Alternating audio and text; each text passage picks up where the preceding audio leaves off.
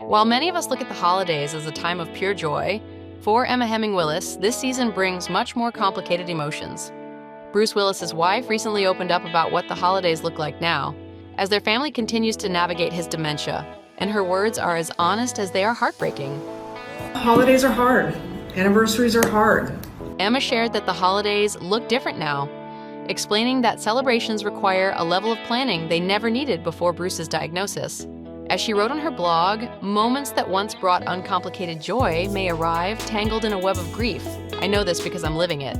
She added something many caregivers quietly feel but rarely say out loud.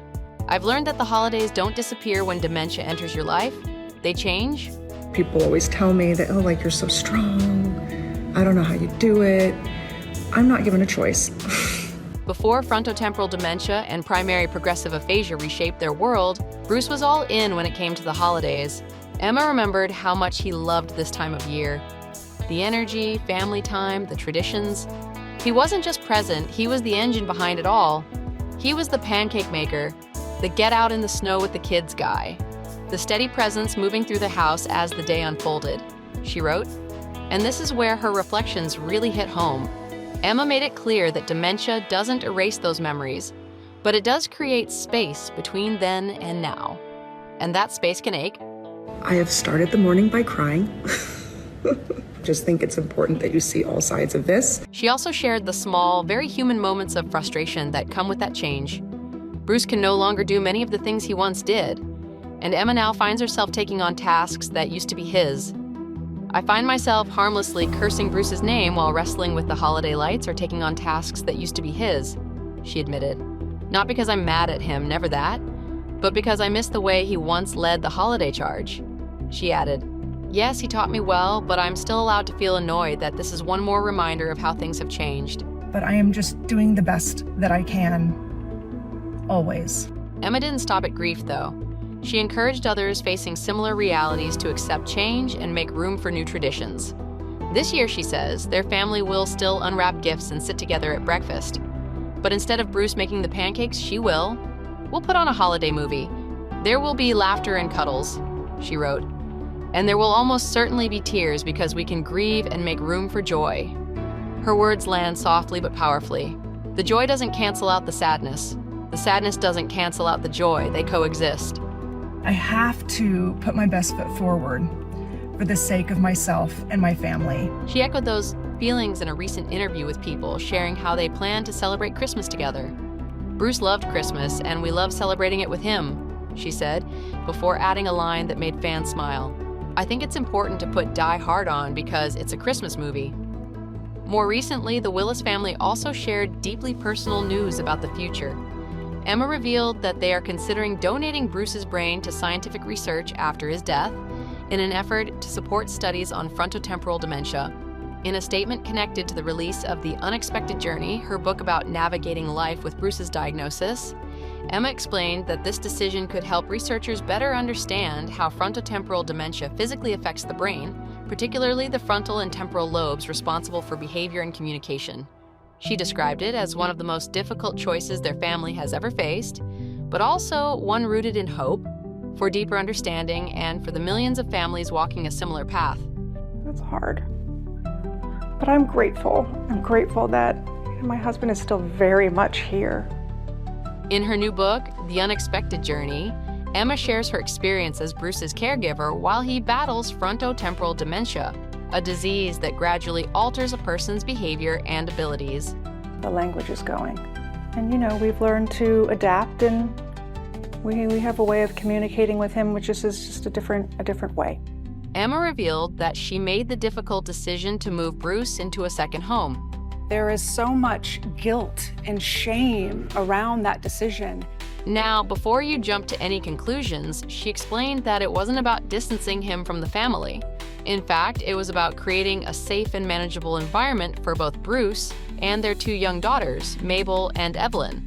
Bruce, I know his values, I know his compass, I know what he would want, and our house, no one was thriving in our home anymore. Emma also shared what she's learned about frontotemporal dementia.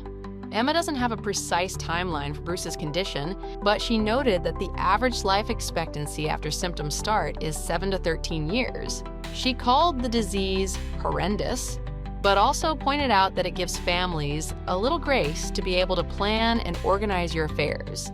You know, FTD is an unkind disease, and it needs a lot of calm.